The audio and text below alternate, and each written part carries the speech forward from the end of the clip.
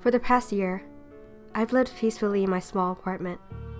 Granted, it wasn't on the best side of town, nor was it the biggest place, but I was satisfied. On the 21st of every month, I would pay directly to my landlord, Dorothy. She was a rather grumpy old lady, but had a soft spot for her grandchildren. Every time I spoke to her, she always ended up bragging about how smart and wonderful her grandchildren were. When I knocked on her door, Dorothy wasn't there to greet me like usual. Instead, it was a guy who seemed around my age.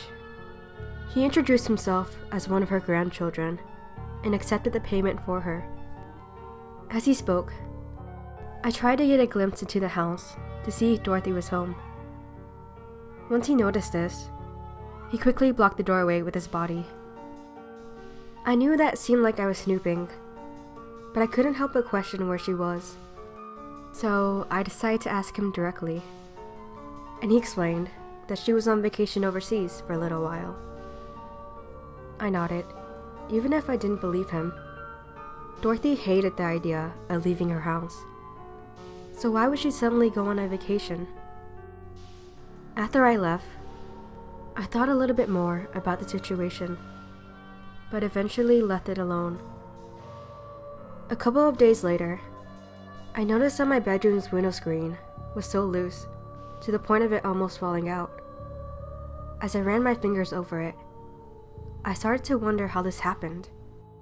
The screen was perfectly fine a few days ago, and the weather was so peaceful that the wind couldn't have possibly knocked it out of place. As I looked out the window, I saw a person standing on the street below. We made direct eye contact, and I realized it was the landlord's grandson. After that, I quickly closed the blinds and turned away. His weird expression stayed on my mind, and I didn't even want to think about how long he was watching my window. A few days later, he came by to fix the window screen. I asked him if he had any ideas on how it broke, and he paused, then looked directly at me and said, "It looks like someone threw a rock at your window."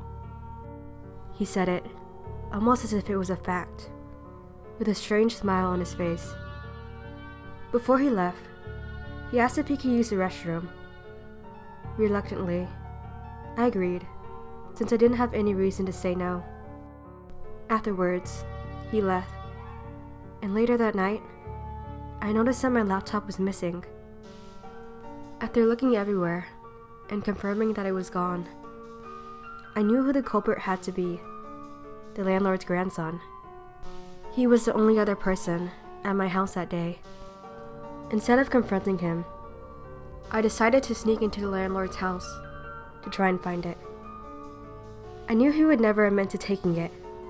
Plus, the landlord used to always let me come over, so I knew the layout well. That night, I went in through an open window. I noticed that the screen was broken, the same way mine was, which made me even more suspicious.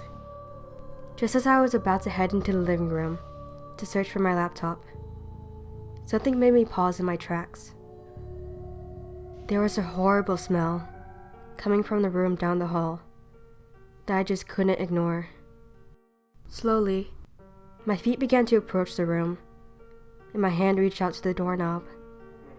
Once the door was open, the stench was so unbearable that I had to pinch my nose to keep from barfing. My eyes trailed around the room, looking for the source of the smell.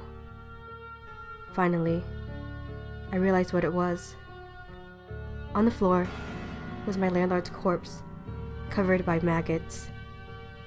At first, I was in a state of shock, but then I ran out of the house and dialed the police. Her grandson was arrested, and it turned out that he wasn't even her relative.